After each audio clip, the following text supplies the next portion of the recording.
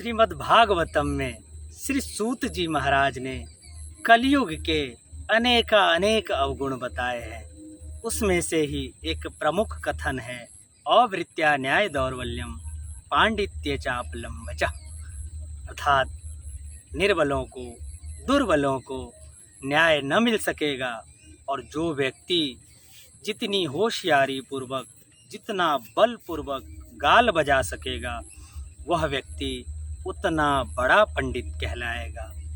इसलिए मित्रों, यदि आपके जीवन में कोई ऐसा व्यक्ति आया हो जो साधु के वेश में तो रहा हो किंतु जिसकी वृत्तियां तामसिक रही हो, ऐसे लोगों को देखकर आपको धर्म के मार्ग से विचलित नहीं होना है।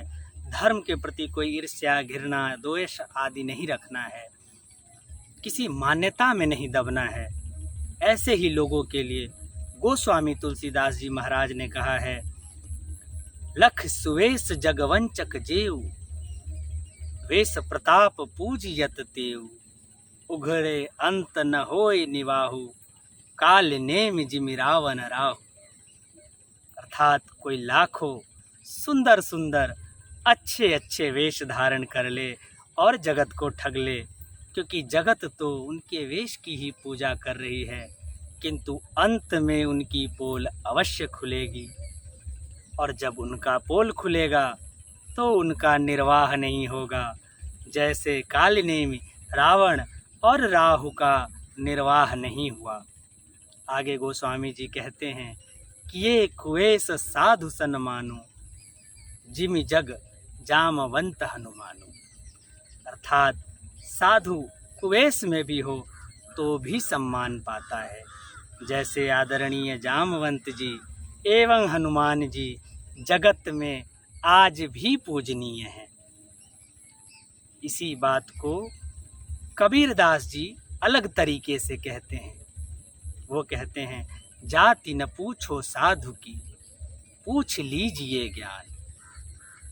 अर्थात किसी सच्चे सद्पुरुष से उसकी जाति, उसका उम्र, उसका लिंग इत्यादि नहीं पूछना चाहिए।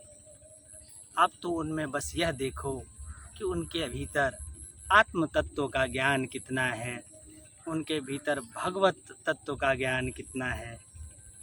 ऐसे ही लोगों को तुलसीदास जी महाराज कहते हैं, बंदो संत समान चित हित अनहित नहीं को।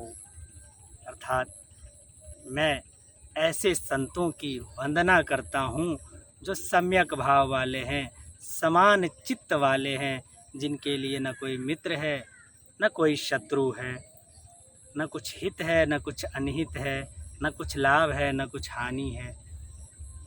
और यह कब विकसित होगा, यह भाव व्यक्ति के भीतर कब आएगा, जब वह इस भौतिक प्रकृति के पार जो आत्म तत्व है उसके बोध से भर जाएगा।